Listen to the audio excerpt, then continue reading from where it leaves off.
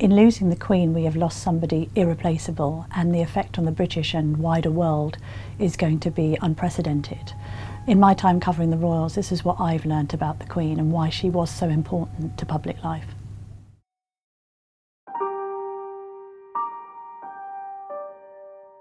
I think today the nation will be feeling a more enormous sense of loss than they might have imagined. I don't think you can have a situation where you've got the Queen on the throne for more than 70 years and being woven into the fabric of what it is to be British and not feel a huge sense of grief.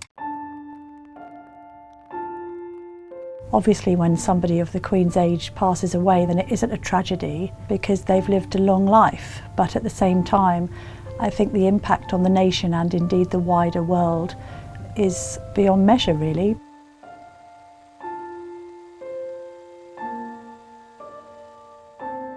So I first started reporting on the royals in 2005, travelled abroad with the Queen on a number of occasions, covered her last foreign trip actually to Germany with Prince Philip, and was lucky enough to meet her in 2011. She had invited journalists to Buckingham Palace ahead of her Diamond Jubilee celebrations in 2012, and I had a lovely conversation with her, and she was very smiley and very sparkly, and she was telling jokes about the fact that there were journalists in her house and whether it was a wise idea.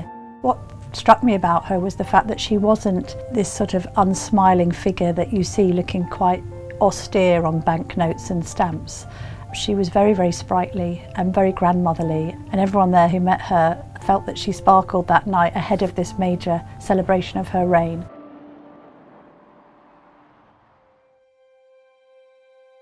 I think when we look back on the Queen's reign, we'll sort of be thinking, how are we going to remember Elizabeth II? And it's probably going to be Elizabeth the Constant. This sense of somebody who was unwavering in her dedication to duty, pledging her allegiance to Crown and Commonwealth on her 21st birthday, and honouring that commitment to her people. And I think people think that she has carried out her role despite the peaks and troughs of royal life and some of the difficulties her family has faced, with a huge sense of dignity. I think there's also a sense of somebody working well beyond retirement age and continuing to do it because she loved doing it and loved looking at her red boxes and meeting her Prime Minister every week and being involved in major occasions. It's often been said that her mantra was, "I need to be seen to be believed," and actually she fulfilled that aim because she was the most travelled monarch in history across the world, but also reaching all corners of the UK.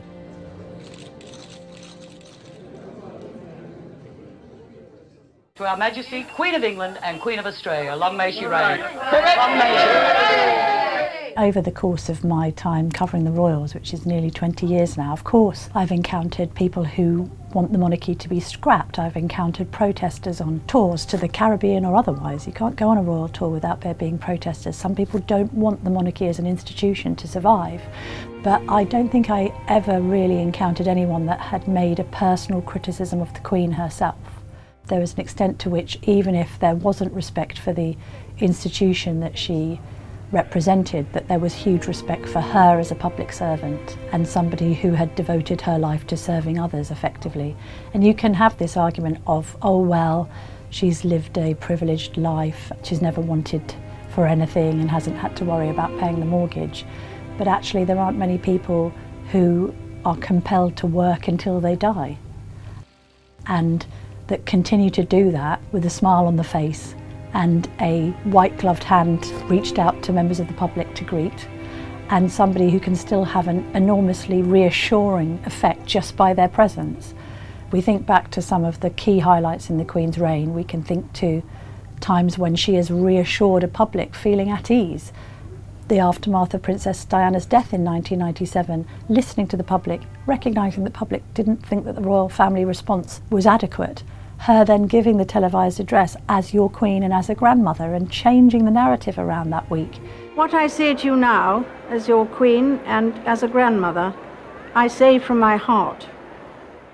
We then think to coronavirus and her "We'll meet again" speech. We will be with our friends again. We will be with our families again. We will meet again.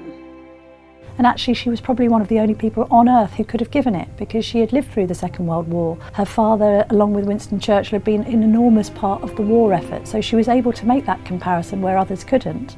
So when you're losing somebody who brings reassurance, just the idea of the Queen still being on the throne, even towards her later years, that brought comfort to people.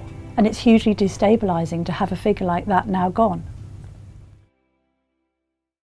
Also, I think there's a sense of elusivity about the Queen that lasted throughout her reign, never giving any interviews, remaining resolutely impartial. And actually there is a strength to not expressing an opinion about anything. That means that everybody can be on your side and you can be on their side because you haven't been partisan. And that's what separates the Queen probably from any other figure in public life. This idea that she was, to an extent, an everywoman because she didn't express any opinions that some might not have agreed with. And in that regard, I think, she's the people's Queen, ultimately.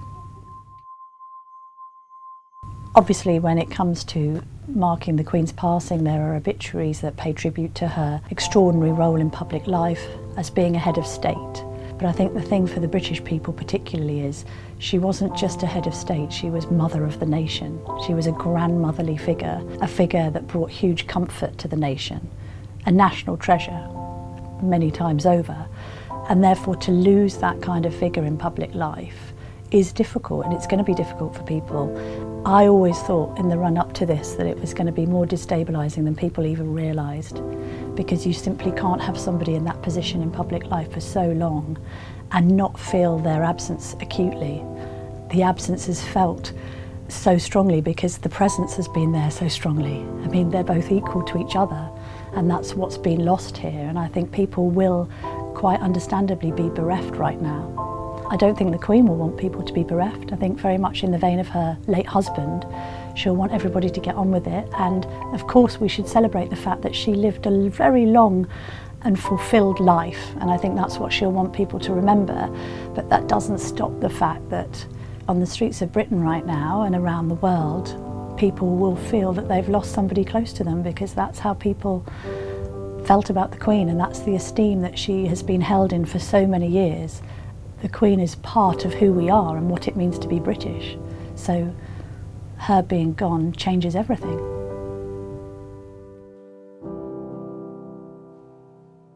It's impossible to tell really what's going to happen next, and I think there are legitimate fears for the future of the monarchy simply because the Queen was its anchor, and that's now gone. Her son, undoubtedly, for all of the positive attributes that he has, and the fact that he is the longest serving heir apparent in history, so he has learned from his mother and learned from the best, it's impossible for him to fill her shoes. It's impossible for anybody to do that, because you have this Queen who has been this unique figure in modern history.